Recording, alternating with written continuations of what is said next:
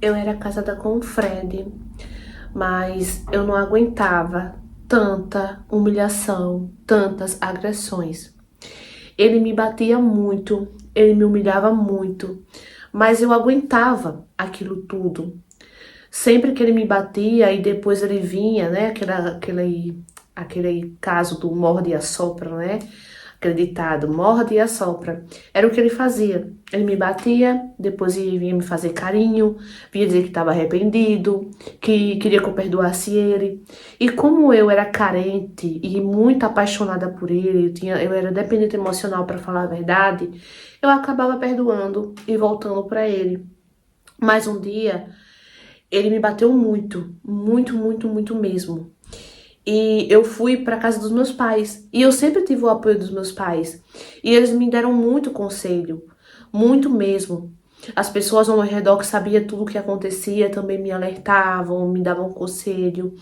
E eu acabei por tomar vergonha na cara e decidi de uma vez por todas me separar dele. Foi muito difícil, foi um processo muito difícil, doloroso pra mim, mas eu não queria mais aquela vida pra mim. Eu não queria mais viver daquele jeito, não queria mais viver apanhando. E ele foi preso, ele chegou a ser preso, mas ele não ficou muito tempo na cadeia. E quando ele saiu, gente, ele vivia me perturbando pra voltar com ele, sabe? Vivia me perturbando. Só que eu não queria mais saber. Tudo que ele falava, de pedir perdão, dizendo que ia mudar, eu não. Chegou um tempo que eu não conseguia mais acreditar, porque isso já acontecia várias vezes. Ele me batia, me humilhava, depois vinha pedir perdão, dizendo que não ia mais fazer mais, e sempre fazia. Era sempre a mesma coisa. Até que um dia eu conheci o Lucas. E o Lucas era totalmente diferente dele. Nossa, uma pessoa maravilhosa, sabe? Eu não tava nem acostumada com tanto carinho que o Lucas me dava, né? Eu tava muito feliz mesmo. Só que o Fred, ele continuava ali, sabe? No nosso pé, insistindo pra eu voltar pra ele e tal. Até que um dia, eu e o Lucas, a gente saiu, fomos passear juntos pra curtir uma noite, a gente foi num barzinho. E quando eu vi que o Fred tava lá, eu pedi para o Lucas pra gente ir embora, pra gente ir pra outro lugar. Só que quando o Lucas percebeu que o motivo era o Fred, o Lucas falou assim: não, a gente não vai sair daqui. Só que aí o Fred começou a incomodar. O Fred começou a perturbar, veio pra cima de mim, querendo já discutir com o Lucas. E o Lucas já chateado, mandando ele parar, mandando ele cair fora. E ele não ia, começou a encarar o Lucas, começou a ir pra cima do Lucas.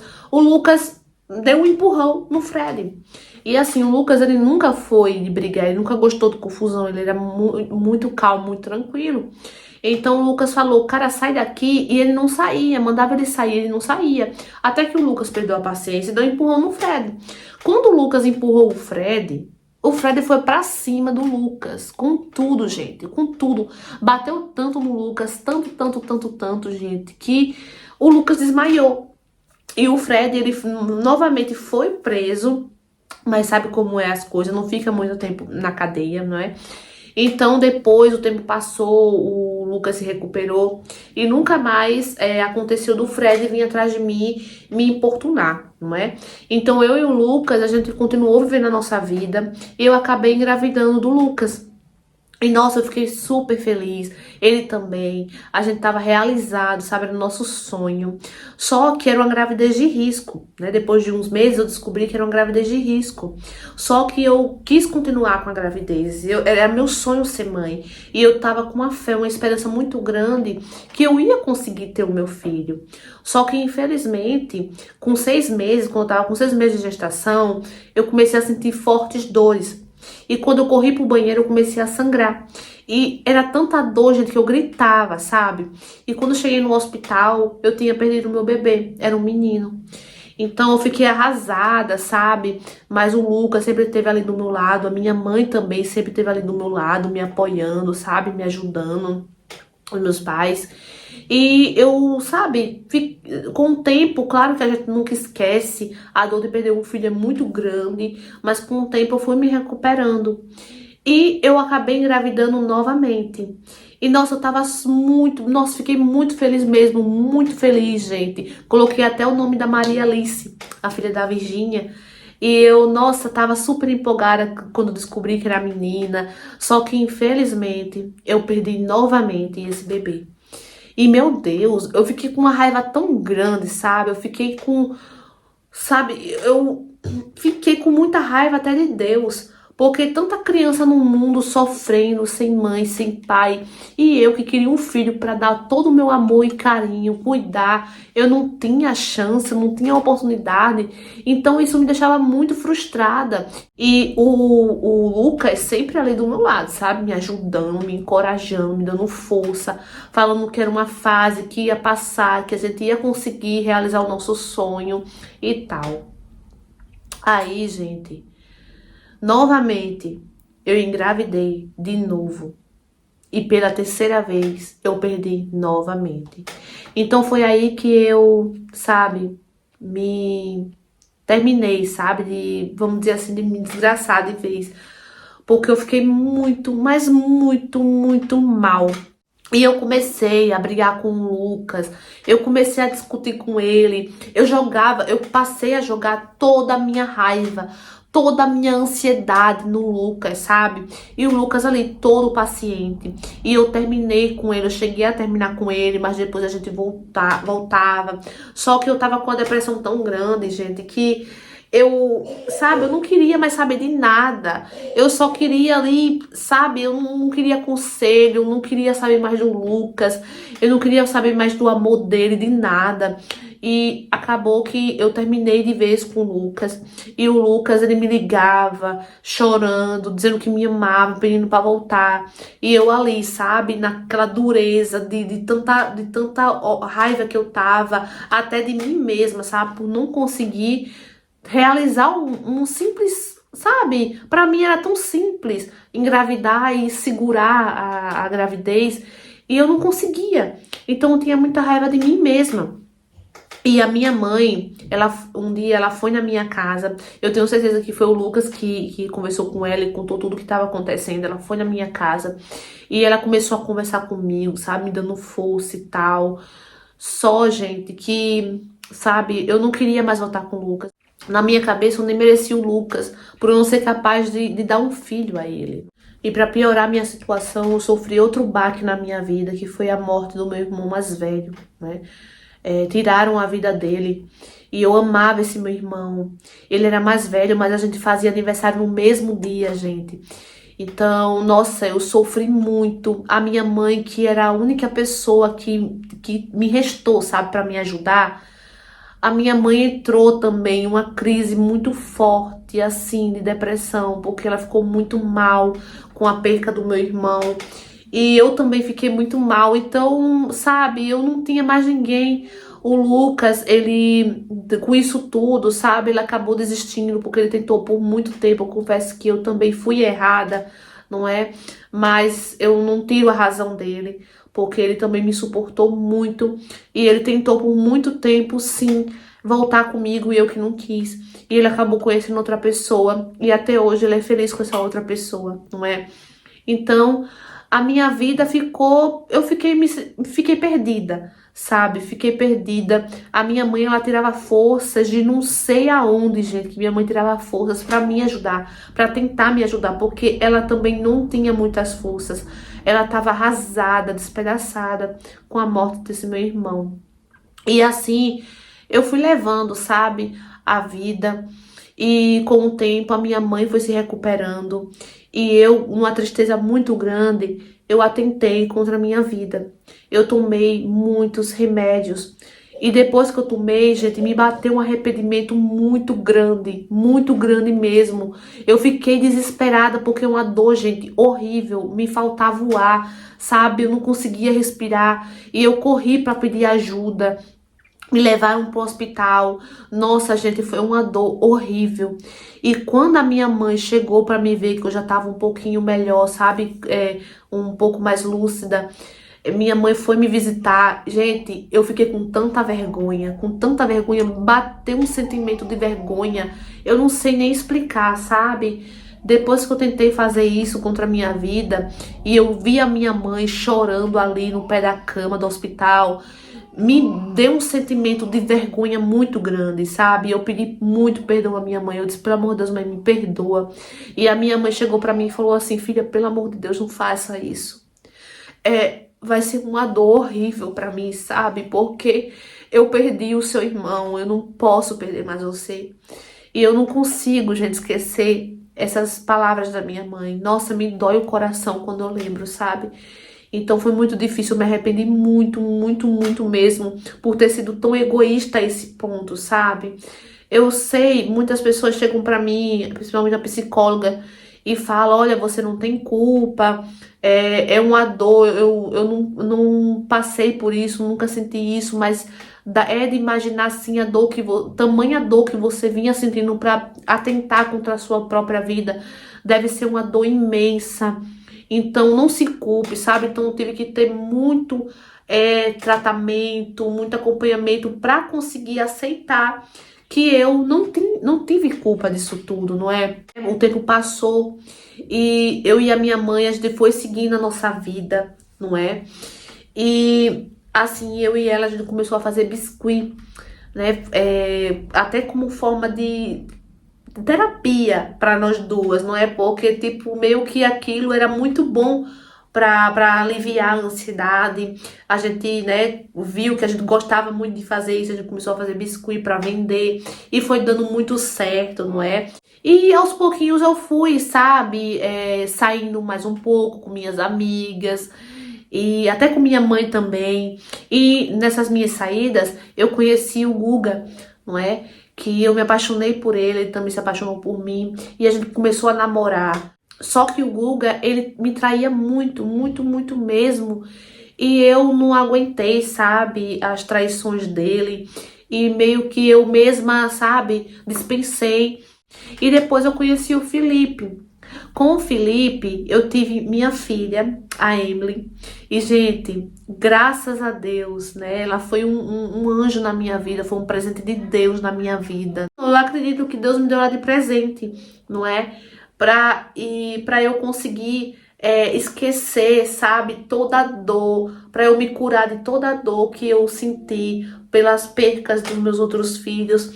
E ela me fez, sabe, me sentir.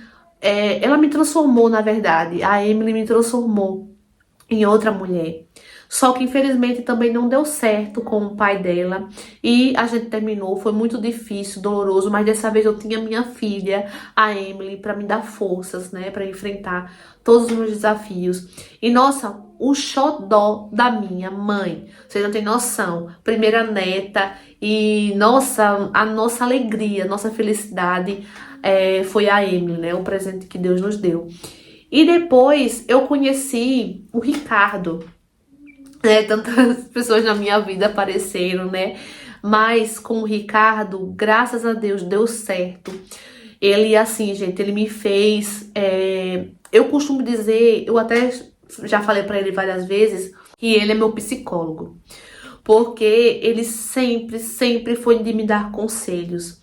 E um conselho que eu sempre levo pra minha vida, que ele sempre me deu, foi de me amar em primeiro lugar, antes de tudo. Que eu tinha que ter amor próprio. E ele que me fez acreditar, ter uma nova expectativa, sabe, assim, de visão mesmo amorosa, né, que eu não tinha mais. Eu achava que eu não tinha nascido para ser amada. Quando a Emily nasceu, pra mim eu já estava satisfeita, ela era o amor sempre foi o amor da minha vida. Mas ele me fez mudar de opinião, sabe? Porque ele é um cara maravilhoso. É claro que nem tudo é perfeito, porque a gente também teve um tempo entre idas e vindas, não é? A gente brigava e voltava, brigava e voltava, só que depois a gente pegou firme e estamos juntos até hoje. A Emily, pra ele, é a filha dele. Ai de quem disser que não é, sabe? A Emily ama ele demais, de paixão, não é? Pra Emily, ele é o pai dela, né? Porque pai é quem cria. E ele é um super pai, ele é um paizão, vocês não têm noção, ele me ajuda em tudo, gente. Faz de tudo por mim e pela Emily. Já tem anos que estamos juntos, não é?